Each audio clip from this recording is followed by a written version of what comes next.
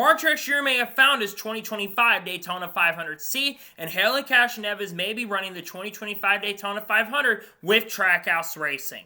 What's going on, guys? It's Daniel, and welcome back to your video. We got some NASCAR and other motorsports story discusser today on the channel. Let's go ahead and just jump straight those really quickly. We're first going to take a look at a couple paint schemes that have been revealed over the course of the last couple days. Let's go ahead and just jump straight into them. The first paint scheme we're taking a look at is Daniel Suarez's 2025 freeway insurance scheme that we'll see in quite a few races in 2025. I do like the colors of the scheme quite a bit. It's kind of similar to 2024, except it's a little bit more blue on the car this year. It does look pretty good. We'll see how it can do in this paint scheme this year. The next paint scheme we're taking a look at is Jeb Burton's 2025 Norma scheme that we'll see in select race in 2025. Jeb Burton's scheme looks alright in my opinion. I think the colors look okay. It kind of looks precise in some ways. Looking forward to seeing on the racetrack this year. And the final paint schemes we're taking a look at are Jeremy Clemens' 2025 First Pacific funding schemes that we'll see throughout a majority of 2025. The red scheme looks really great, and the gold scheme and the blue scheme they've got there looks really solid as well. Steve Carn has done a really good job of sponsoring these cars. They look really great. Looking forward to seeing on the racetrack in 2025. And now we're going ahead and jump on to the next story of today's episode as we're talking about Lucas Oil. As it was confirmed on Friday afternoon that Lucas Oil will sponsor Kyle Busch at the Chili Bowl Nationals in a couple weeks. Lucas Oil has been really close to Kyle Busch over the course of the last couple years. They, of course, were on the car when Kyle Busch won his first race at Richard Schultz Racing in 2023 at Auto Club. And they've, of course, been loyal to Kyle Busch over the course of the last couple of years. I got to say, this car looks absolutely incredible, and it's really awesome and amazing to see that Lucas Oil will continue their partnership with Kyle Busch in 2025 in the Chili Bowl. They sponsored him during the Tulsa Shootout. Kyle Busch had some decent success at the Tulsa Shootout this year, and I think this car does look really great. Good to see that Lucas Oil will be sticking around with Kyle Busch in this year's Chili Bowl Nationals. And now we're going ahead and jump on to the next story of today's episode as we're talking about finishes. Now, the NASCAR and NBC account put out a very interesting tweet in regards to how close the finishes were in 2025. If you count up all of the seconds of the finishes outside of the races that ended under yellow, it averaged up to 38.721 seconds altogether on the races, excluding the ones that ended under caution, which there were 6 of them. There was a lot more closer racing this year. Obviously, of course, you had a really great finishes with a ton of photo finishes, like what happened between Chris Buescher and Kyle Larson at Kansas. What happened, of course, between that 3-wide finish between Kyle Busch, Daniel Suarez, and Ryan Blaney. You also think about the photo finish, of course, between at Talladega, between Stenhouse, of course, Brad Keselowski and William Byron, and some of the other great finishes this year. And the racing at times a lot closer in 2024, even though I gotta say sometimes the racing was really frustrating in 2024. I'm not sure if we're gonna beat that this year in 2025. We're gonna have a ton of close finishes like we saw this year, but pretty interesting to see that it was under 40 seconds. Some of those Formula One races this year had larger finishing runs than we saw in Cup this year together. Very interesting stuff and pretty cool to see nonetheless. It was kind of close this year when it comes to the finishes, in my opinion. And now we're going ahead and jump on to the next story of today's episode as we're talking about Jeff Gordon. As it was announced a couple nights ago that Jeff Gordon will be the Grand Marshal for the 2025 Chili Bowl Nationals. If I'm not mistaken, this is not the first time that Jeff Gordon has been the Grand Marshal for the Chili Bowl. I think he was it either back in 2022 or 2023, and he'll be back once again in 2025. I gotta say, having Jeff Gordon come out, who started off in dirt racing in the late 80s and the early 80s as well, come back into the Chili Bowl in a way of being the Grand Marshal, especially seeing his driver Kyle Larson down there running it, I think is really cool. And I think he's going to do a fantastic job given the command. This, of course, the 41st year for Hendrick Motorsports in the history of that team. Nonetheless, really exciting stuff, and glad to see that he will be the Grand Marshal for this year's Chili Bowl Nationals in a couple weeks from now. And now we're going ahead and jump on to the next story of today's episode as we're talking about the Digital Dash. As there was a report by Bozy Tatarevic, who does a lot of reporting in the industry, does a lot of work in NASCAR and IMSA, he basically kind of revealed that there is going to be a new Digital Dash that is going to be coming in 2026. I think it's going to be called the Digital Dash PCU 10G, I believe, and it's basically in association with McLaren, which has a pretty good association with the Digital Dashes that we've seen over the course of the last couple of years. years. There have been some digital dash upgrades over the years, and now there's going to be a new one coming in 2026. From what I can see with this new digital dash, it does look a little more slim in my opinion. I think it does look pretty good, and it's going to be less space that a digital dash is going to need. I would have to think that digital dash will be a little more simplified for the drivers going into this upcoming year, which I like to see that. I like things to be a little more simplified and not be as chaotic. So I'm really glad to see that they're kind of simplifying it up just a little bit in my opinion. Glad to see they're doing that, and it's good to see a new digital dash that's coming in for 2026. I don't know if there's other changes coming to the car for 2026. There could, of course, be changes coming to the playoff format for the 2026 year, but glad to see there's some changes coming to that digital dash. I don't think they've updated it in a couple years, so glad to see they're making some changes to that, in my honest opinion.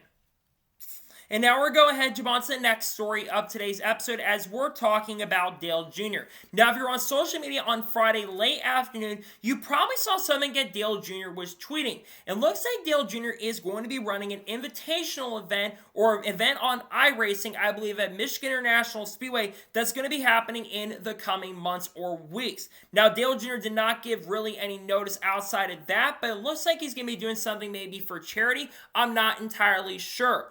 But I've seen a lot of people that are really intrigued and really excited about this. And it's cool to see that Dale Jr., who of course is a pretty big brand ambassador for iRacing, is going to be doing something really cool on the iRacing brand. It looks like maybe some of the associate sponsors like Bubba Wallace will be probably part of that. And there's some other people and some other companies that seem to be getting associated with it as well. To me, I love seeing Dale Jr. do things, get back to the community. I think it's really cool they're changing things up for this upcoming year on that front. And again, I love to see this, right? I love seeing Dale Jr. giving back to the community in a way and doing stuff for the community on iRacing. Really exciting and really great stuff overall, in my honest opinion.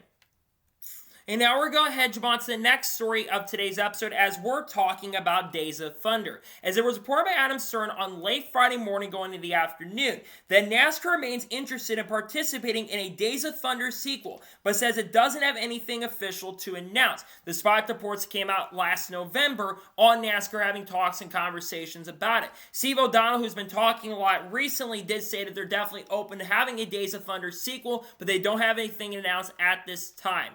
If you've been paying attention over the course of the last couple months, there's been a ton of speculation. Apparently, Tom Cruise has been spotted at Charlotte Motor Speedway in the last couple months, and there's been a lot of speculation, especially with Top Gun Maverick coming out a couple years ago. There's been a lot of talk about a potential sequel to Days of Thunder. Days of Thunder, for those who do not know, that movie came out in 1990. So it's been nearly 35 years since the original Days of Thunder came out. And one movie that I've been wanting to see a sequel of is Days of Thunder. And especially with Tom Cruise starting to get a lot older, he's being in his early to mid-60s at this point, it's getting to the point, how much longer are we going to see potential Days of Thunder sequel? That's what we're wanting to know, because we don't, like I said, exactly know at this point when this movie will come out. Jerry Bruckheimer, who did a lot of the association with the original Days of Thunder and basically was the director for this, he's also interested in bringing it back as well. But of course, he's currently focused on the Formula One movie, which sounds like it will be coming out in 2025. And they're trying to finish filming up. There's some interesting stuff that was filmed at Las Vegas,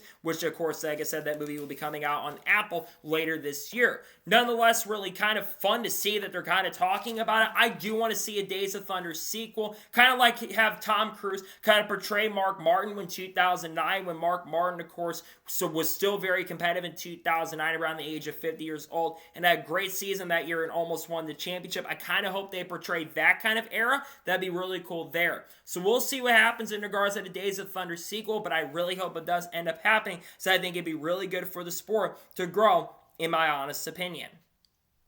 And now we're going to jump on to the next story of today's episode as we're talking about Derek Cope. Now, a couple days ago, Matt Weaver put out basically a post on Sportsnet talking about Derek Cope. And it was an interview with him surrounding why he made a decision to come back to NASCAR. And Derek Cope said that he couldn't quit NASCAR. And that's one of the reasons why the Cope Racing family team is coming around.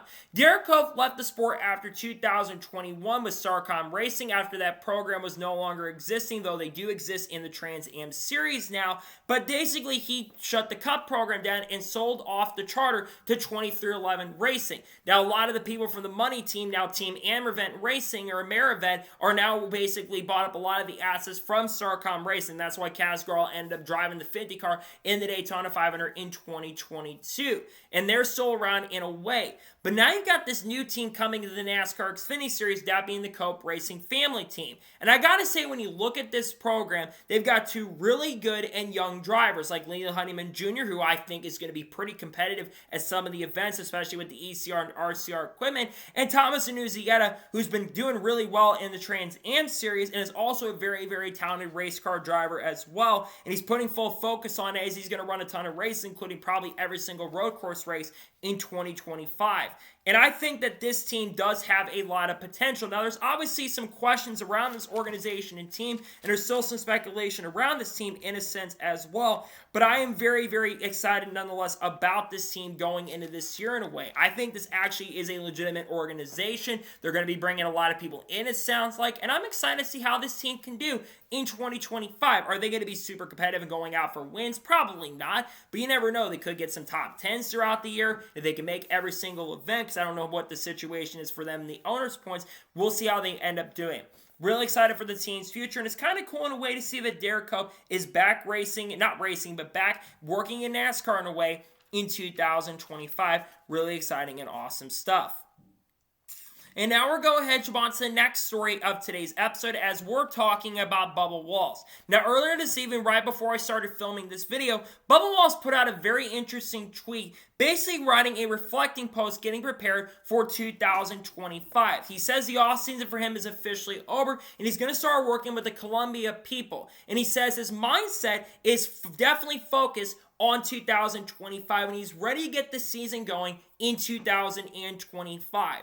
Bubba Wallace definitely has a little bit of pressure for himself going into 2025, especially with the fact he'll have a new crew chief for this upcoming season. Charles Dennehy worker Christian Eckes in the NASCAR Craftsman Truck Series for the last 2 years will be the crew chief for Bubba Wallace in 2025. And I gotta say, I'm very, very excited about that pairing going into this year. As much as I like Booty Barker and Bubba working together, I think that you had to make some changes over there for Bubba to really get better. And I think these two are going to work extremely well. I also do expect that Bubba Wallace will probably have his best season in Cup to date. And I really think that Bubba is going to cook a lot this year in performance. I think he will be a lot closer to Tyler Reddick this year, because Tyler Reddick was extremely strong in 2024 and, of course, had a really good chance and opportunity to win the championship. But Bubba Wallace had a career year in 2024. He scored 6 top 5s and 14 top 10s, and I think he will have another career year. I could see him having a multi-win season. If the speed can be there like Reddick, I think he'll have an outside shot at winning the championship this year. But I know he's ready for this year. He's looking forward to it. I know he's excited about this upcoming season. I do think that Bubba, like I said, will be super competitive, and I think he'll be up front a lot more frequently in 2025. I'm just excited to see what he can do this year, because I really do believe that Bubba is going to be super competitive, really, really quick, super, super fast. Can't wait to see what Bubba can do behind the wheel this year with 2311 Racing. Yes, he got the legal stuff going on with 2311 in front row. There'll be a little bit of distraction throughout the year, and we're still waiting for the appeal to happen at this point with the lawsuit between Michael Jordan and all those people. We'll see what happens, but I think Bubba's mindset's in the right place, and I think he's about to have a really strong and really good season with 2311 Racing in 2025. And now we're going ahead and jump on to the next story of today's episode, as we're talking about the Tulsa Shootout. Now, over the last couple days, the Tulsa Shootout has been going on. And a couple nights ago, the main A-mains ended up taking place, and a lot of big-name drivers in the NASCAR and dirt world ended up going to victory lane. First, Brent Cruz won a Golden Driller in the early portion of the evening. Brent Cruz, the development driver for Kevin Harvick Incorporated, is expected to make some starts in the ARCA Series in 2025, and also will likely make some Truck Series starts as well. At just the age of 16 years old, this kid is absolutely unreal when it comes to talent. He was been competitive in Trans Am. He actually beat Kimi Antonelli, I think, in a karting championship at just the age of 13 years old. Kimi Antonelli, of course, will be going to Formula One full-time with Mercedes this year. And this kid, I think, has absolutely got a lot of potential to be a successful driver in NASCAR one day. Congratulations to him.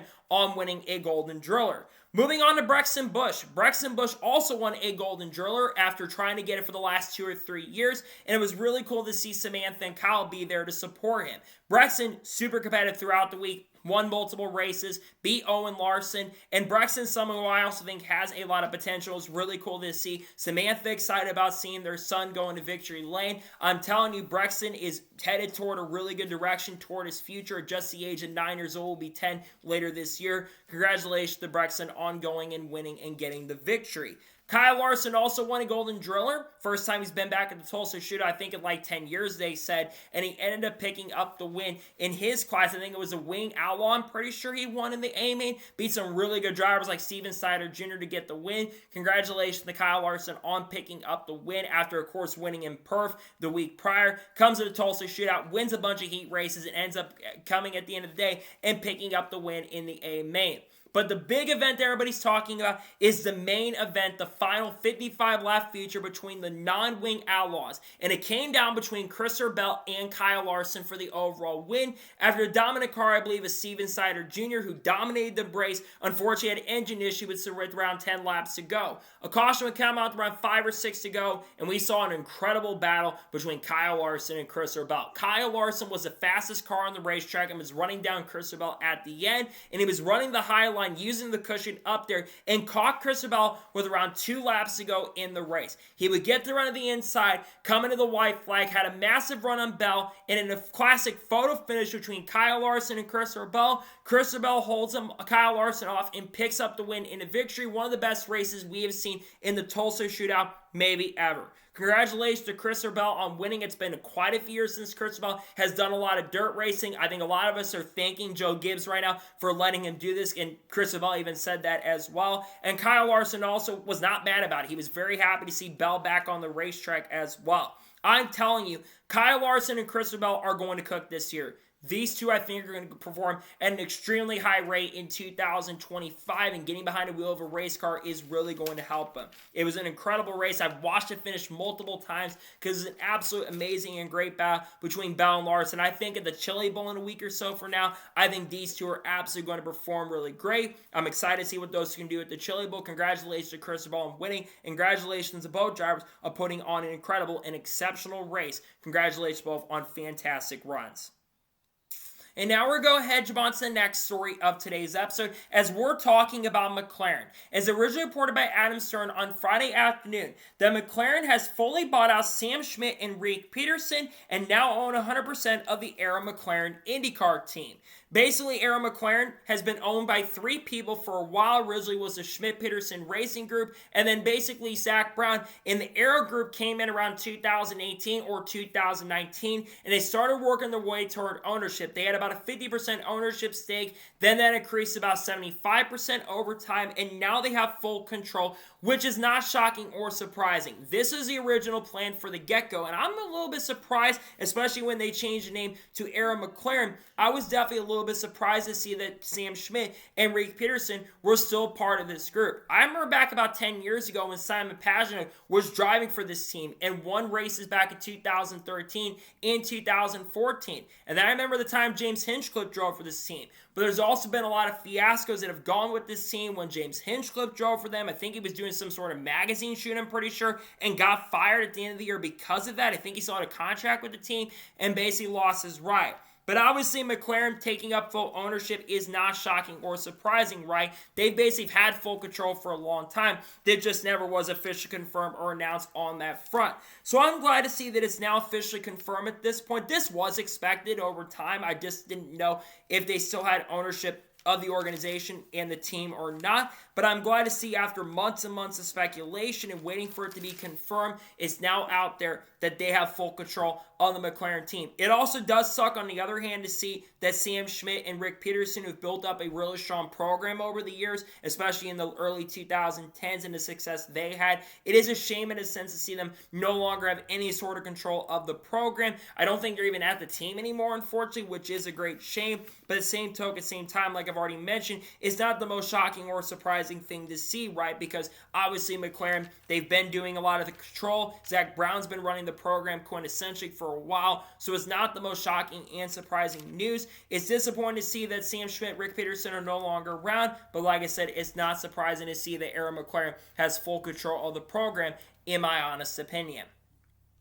And now we're going ahead and jump on to the next story of today's episode as we're talking about Stewart Friesen. As Stewart Friesen confirmed on Friday afternoon that he will be returning to the Truck Series in 2025, driving number 52 for Halmer Friesen Racing. This is a team that I've been expecting to make a comeback in 2025. There have been some rumors going around a few months ago. The Halmer Friesen Racing was actually going to be sold off, but it started about a month or so ago that it sounded like, nope, this team was going to be making a return in 2025. There still was that thing in the back of my mind thinking this team may not be around in 2025.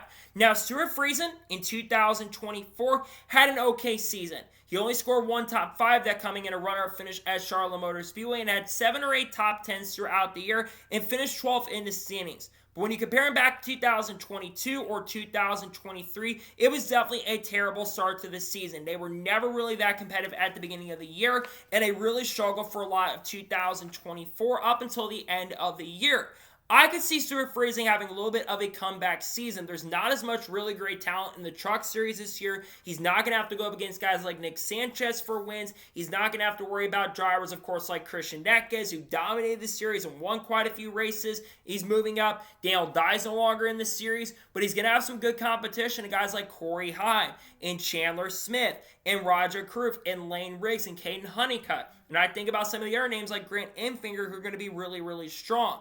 His goal is to try to go out there and make the playoffs this year. I don't see Stewart Friesen being realistically a championship threat and a serious contender for the title this year, but I do think Stewart Friesen will have some really competitive and pretty strong speed throughout 2025. So again, good to see Stewart Friesen is back in truck competition this year. I don't know how much longer Stewart Friesen is going to be in the Truck Series at this point. I think this team may be on a decline at the moment right now, but there's also a chance this team could stick around long term and stay around for many, many years, especially with people eventually. We could see some other drivers get behind the wheel. You never know at this point. But it's good to see that Stewart Friesen and Halmer Friesen Racing will officially be back in the NASCAR Craftsman Truck Series in 2025. We'll see how they end up doing, see if they can perform with Toyota once again this upcoming season. And now we're going ahead and jump on to the next story of today's episode as we're talking about Leigh Diffey. As it was confirmed on Saturday in a post responding to a fan that he will officially be returning to NBC Sport for the NASCAR Cup Series booth in 2025. He also did confirm he'll be doing the Rolex 24 and calling that race in 2025 as well. Leigh Diffey, for the first time since 2017, joined the booth in 2024. Rick Allen, of course, got booted to the CW, but NBC was still very closely associated with the NASCAR Xfinity Series. Now, we don't know currently the future of Rick Allen at the moment right now. But Leigh Diffey getting back in the booth for 2025, I think, is really, really exciting. Leigh Diffey brought a lot of energy to the booth loss when Dale Jr. left at the end of 2023. Not saying that Rick Allen was bad, but Leigh Diffey is miles better than Rick Allen as a lead commentator. And I think that Leigh Diffey brought that energy near the end of the season, that call when Harrison Burr went to victory lane saying, "Jeff, your little boy has done it." All those incredible calls throughout the year and just amazing finishes. We saw him basically almost calling Kyle Busch winning, even though Kyle did not get a win this year, that being Kyle Busch. And just seeing some of the most incredible moments on the track in just a great racing. We saw like the finish at Homestead where he called that race. Leigh Diffey, in my opinion, is the best lead commentator in NASCAR at the moment. And I think him coming back to the booth, I think it's just really exciting because, again, he brings a lot of energy and brings a lot of excitement that you don't really see from someone like Mike Joy, especially Mike Joy being a lot older, being 76 at the end of this year. We don't know how much longer Mike Joy is going to be commentating. We got to find the replacement at this point. Like an Eric Brennan would be really good for that role. But I think Leigh Diffey's the best currently at the moment and just does an incredible job. and it's good to see he'll be back in the booth. It's unknown who else will be there. Steve Letarte, I don't think will likely be back with NBC next year. He could be back next year, you never know, but I think that Steve Letarte may just focus on being with TNT and Amazon. Jeff Burton is also a little bit unknown what he's going to be doing for 2025 when it comes to commentary right now, but I think it's good at least we know at this point that Leigh Diffey will be back commentating racing in 2025. I think it'd be cool if someone like a Carl Edwards or a Kurt Busch could do the commentary next year. That'd be really exciting and cool. We'll see what happens with those guys in 2025, but glad to see Leigh Diffey will be back this upcoming year. And now we're going to head jump on to the next story of today's episode as we're talking about Sam Hunt Racing. As Sam Hunt Racing on Friday late afternoon put out a teaser that they have an announcement tomorrow on January the 7th, teasing that they will be making a driver announcement tomorrow afternoon on who will be driving their car full time in 2025. Now, it's unknown if Sam Hunt Racing is going to have two cars yet for 2025 or if they're just going to be a one-car team for this upcoming year and season. Now, there was a lot of people talking about who this driver could end up being. Now, obviously, I did see people saying maybe Jeffrey Earnhardt could get behind the wheel of the car, maybe someone like a Josh Bilicki. Some tried to put the silhouette of Josh Bilicki there, and even saw some people saying, what about Ryan Truex? And I think those three drivers would be really, really good options to get behind the wheel. Jeffrey, in my opinion, is a pretty underrated driver. I think he's done okay over the years. I don't think he's really had a fair shake. The one time he had a really good opportunity in recent years, he ran really well at Talladega Super Speedway. And then Ryan Truex, I think deserves a full-time opportunity, but I think I'm leaning toward him going to Joe Gibbs Racing part-time at the moment. And there's an announcement coming from Joe Gibbs Racing, so we'll see what happens there. And then, of course, like I said, you saw Josh Bilicki, and Bilicki would be great. But I don't think it's any of those drivers. The driver I think it's going to be is Dean Thompson.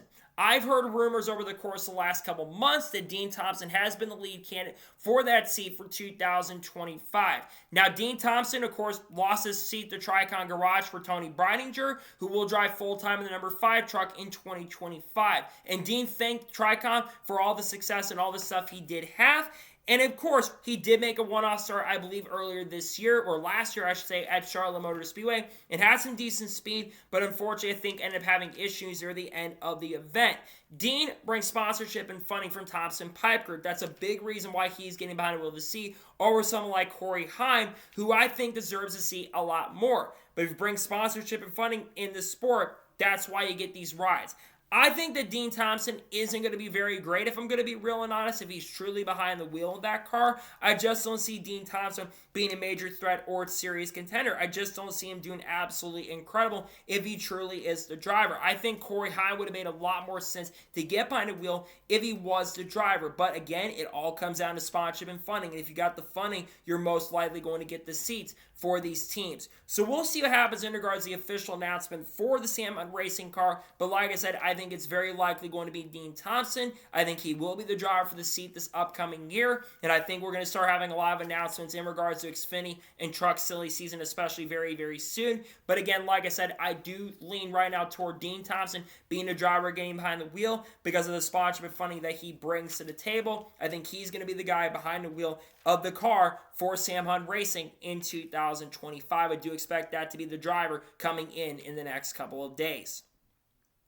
And now we're going ahead and jump on to the next story of today's episode as we're talking a little bit about sponsor silly season. Now, a couple of nights ago, Cameron Day Caves, who did this a couple years ago and last year as well, went on the team's portal in regards to some of the sponsorships that may have stayed or may have left. And I caught some very interesting sponsors, and he caught some of those as well that may no longer be some of the teams for 2025.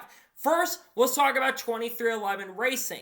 The big one that no longer is associated, looks like, is Moneyline. Moneyline joined the team in 2022 after being with Team Penske from about 2018 or 2019 up until the end of 2021. They were sponsoring Joey Logano and, of course, Brad Keselowski before, of course, Moneyline left the team to go over to 2311. They sponsored Bubba Wallace over the course of the last couple of years, and they've also sponsored Kurt Busch, and I believe they also sponsored Tyler Reddick as well. I think one of the reasons why Moneyline may no longer be with the team anymore is because of the lawsuit going on. We do know that some sponsors were kind of very interested in no longer being with some of these programs with Front Row. Love's Travel Stop was rumored at one point to be leaving. Same with Monster as well. So Moneyline leaving the team isn't the most shocking and surprising thing.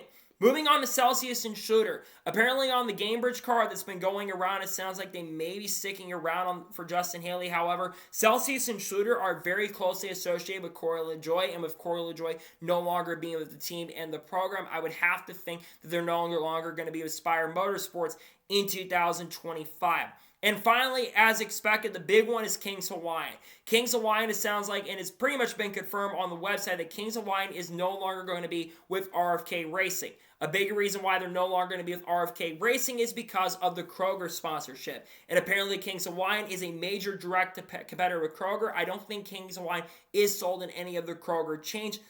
That is a big reason why they're going to be out of the team, unfortunately, which I think is really unfortunate because I think it'd been really cool to see Kings Hawaiian still with RFK Racing. But at the same time, like I've already mentioned and said, it's not really the most shocking and surprising thing. Some other big sponsor changes. We know at this point FedEx, of course, no longer associated with Joe Gibbs Racing. I would have to think when it comes to Kings Hawaiian, I could see them going over maybe to Joe Gibbs Racing to work with Denny Hamlin. Maybe they go with Hendrick Motorsports. That could be a potential possibility. Or maybe they go to 2311. Even though I think with the lawsuit going on, I'm not entirely sure. Because Kings Hawaiian has said that they're planning to stick around in 2025. And they're looking to try to associate with another team for this upcoming year and season. So we're going to have to kind of wait and see what happens on some of these sponsors and some of the other stories in regards to that. But I do think there'll be some more sponsorship announcements coming soon in regards to some teams that should be announcing their plans when it comes to sponsors very, very soon that will be coming up here not too far down the road.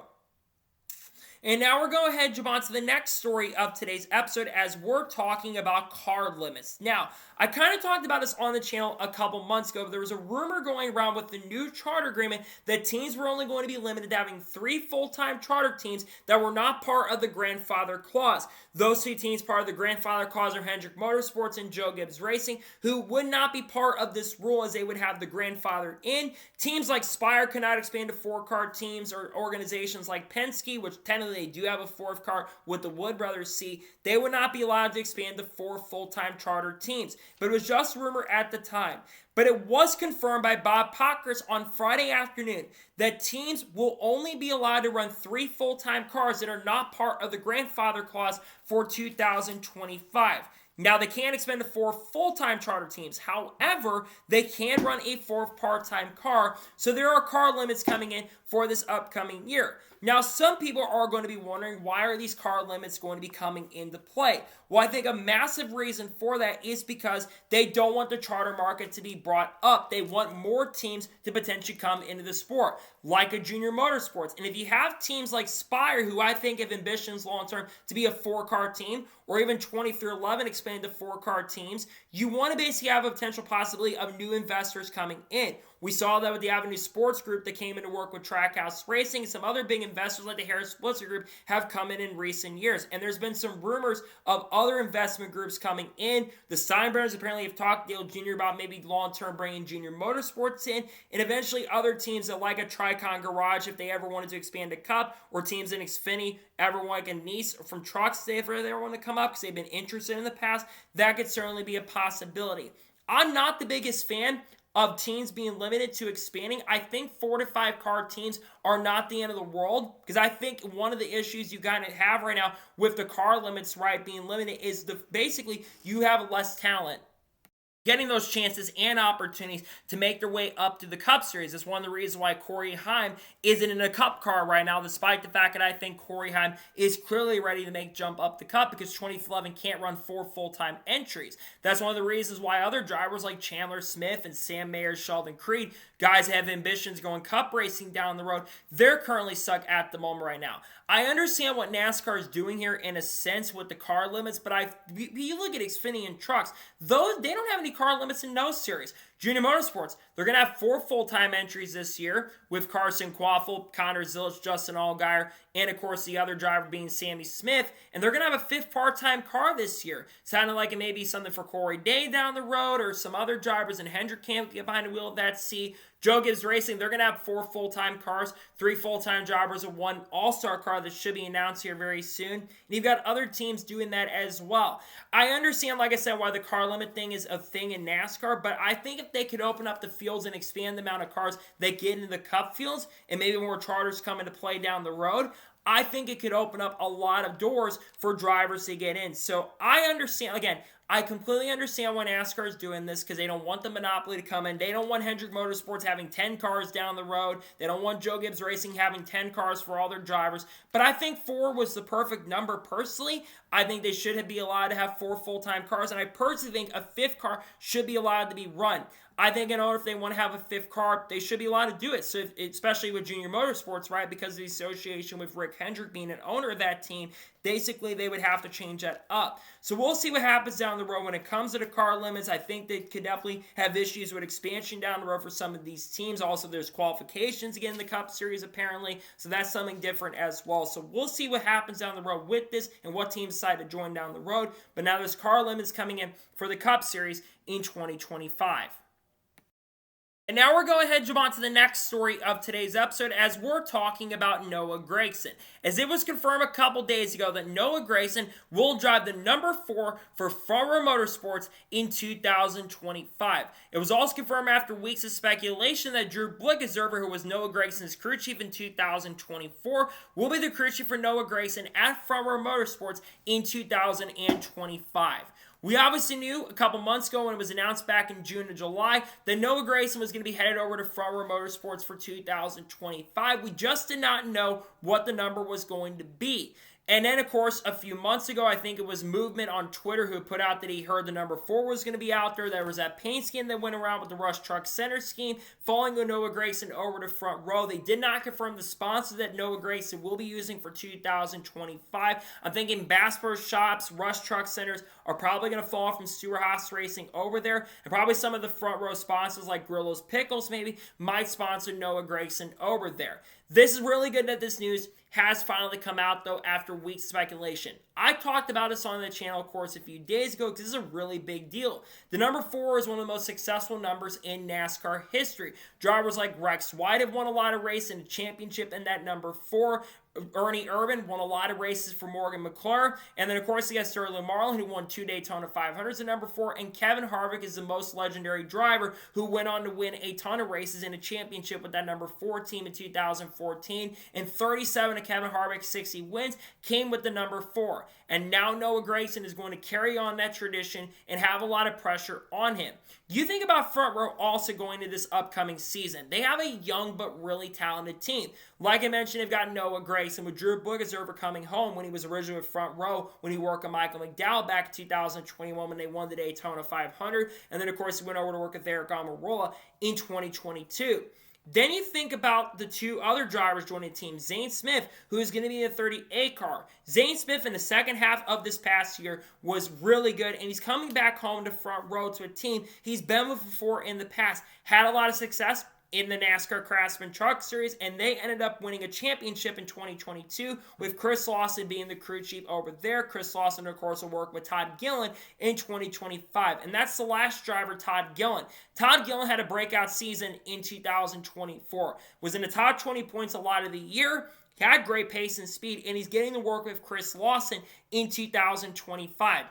But it's not only that. Their truck program is also super young. The average age of the truck program at the start of the year is 22 years old. You've got Lane Riggs returning to the team. Lane Riggs had a bad start to 2024, but he got better in the second half of the year. And you got Chandler Smith, who was one of the best drivers in Xfinity competition in 2024, joining the team most likely number 34 truck this upcoming season.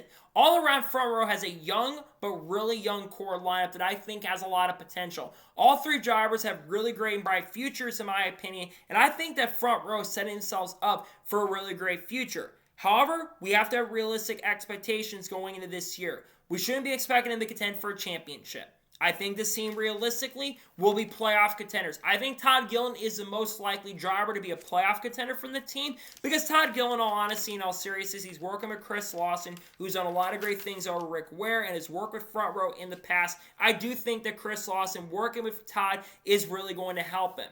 And you think about Zane and Noah, they could be sleeper picks at super speedways. But Zane almost won a race at Nashville. We all forget about that. And Zane almost beat Joey Logano in that race. So that could definitely be something to watch out for.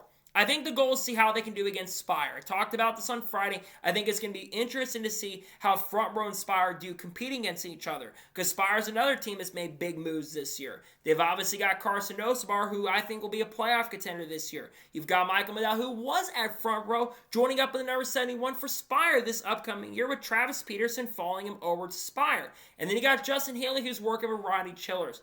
I really think that it's going to be interesting to see how this team plays out in 2025. I like where Front Row is going. I like the direction of where things are going for Front Row, and I think this team is setting themselves up for a really bright future. Can't wait to see how this team will perform in 2025.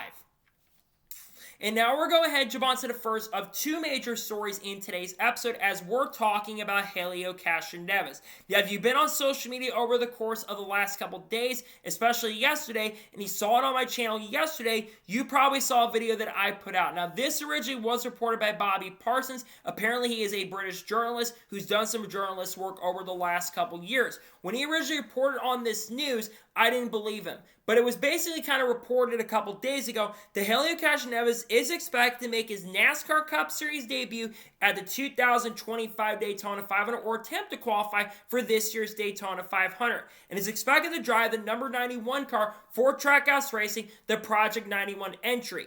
And Project 91 account on Twitter has tweeted for the first time, basically since April or May, saying testing 1, 2, 3, 4. They didn't mention 4, but you think about Helio Castroneves. What is one thing that goes in association with Helio Castroneves? 4-time. Helio Castroneves is a 4-time Indy 500 champion. Now remember, there was a lot of talk about this happening a couple years ago. I remember back after Helio Castroneves won the SRX race at 5 Flags, and Don Hawk had promised him a ride in the 2024 Daytona 500. Unfortunately, that never ended up happening. They were talking to Trackhouse Racing about getting a ride set up for him.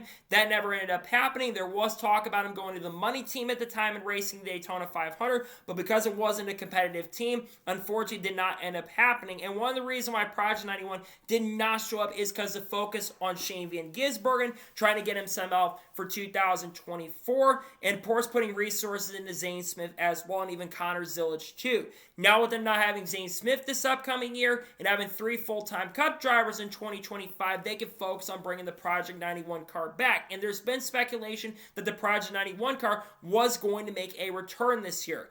I gotta say, Helio Castroneves coming to run the Daytona 500 is a big deal. If he does end up qualifying into this year's Daytona 500, he will be the first Brazilian driver to ever qualify into the Daytona 500, which would be absolutely huge. And Helio Castroneves has been wanting to run the Daytona 500 for many, many years. Even when he was driving for Team Penske in the mid-2010s, he tried to convince Roger of him getting a chance and opportunity to run the Daytona 500, but Roger, for some reason, never really wanted him to do it, which I didn't understand at the time. But now, especially with him being a co-owner of Meyer-Shank Racing in a way, he now has the opportunity to go run whatever race he wants to. Helio Castroneves, I believe this year, will be 50 years old, but that's not stopping it from being super, super competitive. He still can win the Indy 500 again and get his 5th Indy 500 victory, which I think if Meyer-Shank can bring the pace and speed, which I think they're going to, especially with them working close with Chip Ganassi Racing this year, I think they could be very, very good.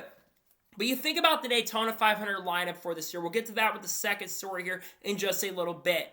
But I think Trackhouse Racing, if Helio gets into this year's Daytona 500, they are going to have an extremely stacked lineup. You're going to have a very strong lineup at Trackhouse. Ross Chastain, who came close to winning the Daytona 500 in 2024, was a couple laps late from getting it done and had one of the fastest cars in the race. He got turned at the end and got taken out of contention.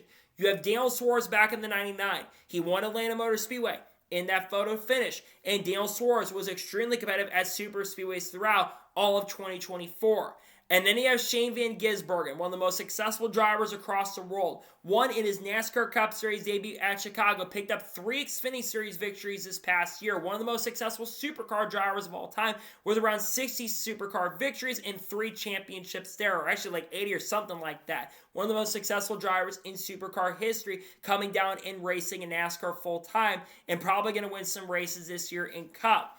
I think about Helio Castroneves, how big of a deal it would be for him to make this year's Daytona 500, and I really think he has a shot to do it this year. Do I think he'll qualify his way in on pole night? I'm not entirely sure, to be honest, because Trackhouse does not have a really good track record as super speedways being super competitive on speed. To be fair, though, last year they did improve on that front, but I think they're going to want to try to get Helio in on the original night on Wednesday. And the good news for Helio is he's going to have an extra practice session to compete and get some times. They added that extra hour practice session, which he's going to have to get up to speed very quickly, which I think he will be really competitive there in practice especially. And I think all the Trackhouse cars will get on track as well. I'm excited to see what Helio can do. We are expecting the official announcement to come out in the coming hours. In fact, he's been teasing it. An announcement is coming out later this evening. Once that official announcement does come out, we'll discuss it live on the channel like I did a couple days ago. But I'm so excited about this, seeing Helio Castroneves having the chance and opportunity to compete in this year's Daytona 500. I think he's going to be super fast, super competitive, and I think we'll have a really great chance and opportunity to make this year's Daytona 500. Though the field's extremely stacked and extremely competitive, I can't wait to see what Helio Castroneves will be able to do, because I do think that he has a really great chance and a really strong, fantastic opportunity to make this year's Daytona 500. And now we're going ahead to on to the final major story of today's episode, as we're talking about Martin Truex Jr. Now, we already talked about the Helio Castroneves Daytona 500 news, but it seems like there's another driver that's working on their Daytona 500 plans for 2025, and that is Martin Truex Jr. Now, obviously, we all thought Martin Truex Jr. at the time was going to be driving for 23XI Racing in a fourth 23XI car, but at the time, because of the lawsuit going on, they were not at the time planning to run a fourth car in the Daytona 500 for Martin Truex Jr. Some of us thought maybe it would be with Legacy Motor Club, but it seems like another team may be entering a car in this year's Daytona 500 to help Martin Truex Jr. out, and that is none other than Tricon Garage. Tricon Garage, for those who do not know, basically they're a team that is very close with Toyota in the truck series. They basically were the team that took over the Toyota partnership after Kyle Busch Motorsports left for Chevrolet in 2023, when Kyle Busch left Toyota to go over to RCR for 2023. Tricon came in and opened up that program, and they've had a really stout young driver in Corey Heim, who has competed for championships the last couple of years, and a lot of Toyota talent does go there in that program. Some of the Venturini drivers are going there this year in 2025. Now, they give a little bit of backstory on this organization and team. Tricon Garage will not be the ones building this car. Joe Gibbs Racing will be the organization that will be providing the car over to Tricon Garage. The reason why that Joe Gibbs Racing can't have it under the name, because Joe Gibbs is expected to pair the car, is because of the fact that there's that car limit. We talked about the 4-car limit going forward, and owners can have association with 5 cars. That's part of the charter rules. It's been part of the charter rules since 2016 when those came in. That's why Joe Gibbs cannot run a 5th car, and they have to build the car themselves, but Tricon be under the name. I think it's really cool to see that Tricon more than likely is going to run a car in the Daytona 500 for Martin Truex Jr. Now, looking at a lot of the entries, we'll get to that in just a second. But Martin Truex Jr., I would also expect the number to be 56 is my guess. The 56 has close association with Martin Truex Jr., his family for many years, and Martin ran that when he drove in the ARCA East Series, back when it was a K&N Pro West Series in the early 2000s. And he had a lot of success there. And I think he ran that car when he ran a couple Trucker Xfinity races in the early 2000s as well. And seeing Martin Truex Jr. get the chance and opportunity to come back around the Daytona 500 with a team like Tricon Garage is really great. But I think about long-term with Tricon. Let's just say this isn't the only opportunity we see them come in. What if long-term Tricon Garage decides to open up a full-time Cup team long-term and buy up a charter from an organization and get one for like Corey Heim? Corey Heim, in my opinion, I don't know how much longer he's going to stay with Toyota and keep staying in the truck series. If Toyota was smart, they would try to convince Tricon to get a car set up for the whole season in the future for Corey. I think Corey Heim is way too good, in my opinion, to be staying in truck competition. And with 23XI having the car limit and not having another charter available and all drivers signed long-term under contract, same thing with Legacy outside of John Hunter, but I don't think that he wants to go over to Legacy, especially with their struggles right now. Why not open a car for Corey Heim? I think that'd be really cool. So I think that's a long-term potential possibly that we could see. But let's get back to the short term in the Daytona 500.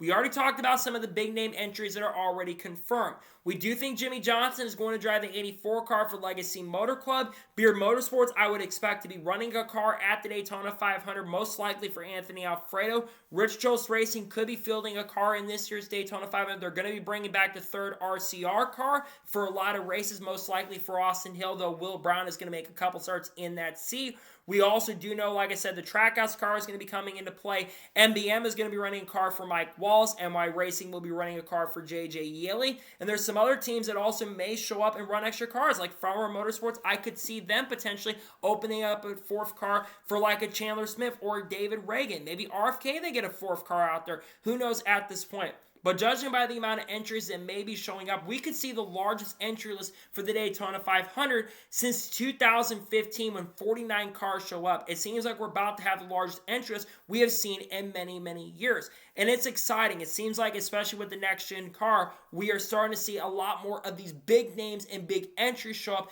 pretty much at the tracks. And a lot of races last year in 2024, we saw a lot of races with open entries. And I think that's one thing with the next-gen car. I think we're going to see larger fields coming to play, which is why I'm hoping down the road, like I already mentioned in this episode, we do get to see maybe 43-car fields again, and eventually see like 50-car fields would be really, really cool to see, and I think that'd be really fun.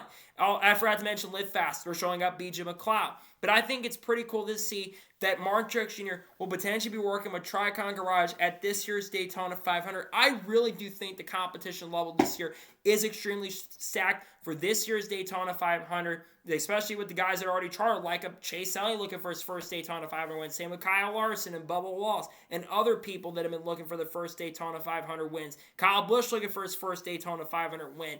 Other people coming back and running again. I think it's just so exciting to see how the Daytona 500 is setting up, and I'm excited to see this. Again, we're probably going to get news on some of these stories here really, really soon, but I cannot wait to see Martin Truex Jr. run the Daytona 500 potentially with Tricon Garage.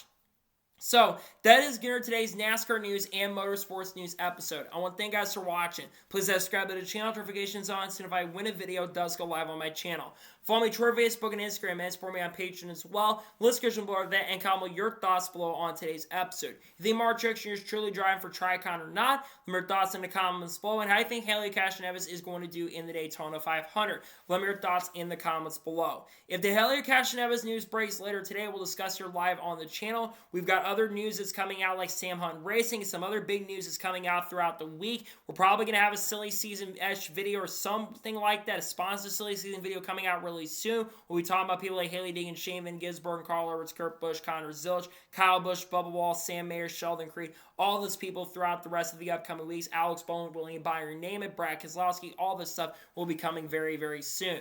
So anyways, like I said, I want to thank you guys for watching today's episode, and I'll see you guys next time for more great, awesome NASCAR content and other motorsports content on the channel like this. Take care, everybody.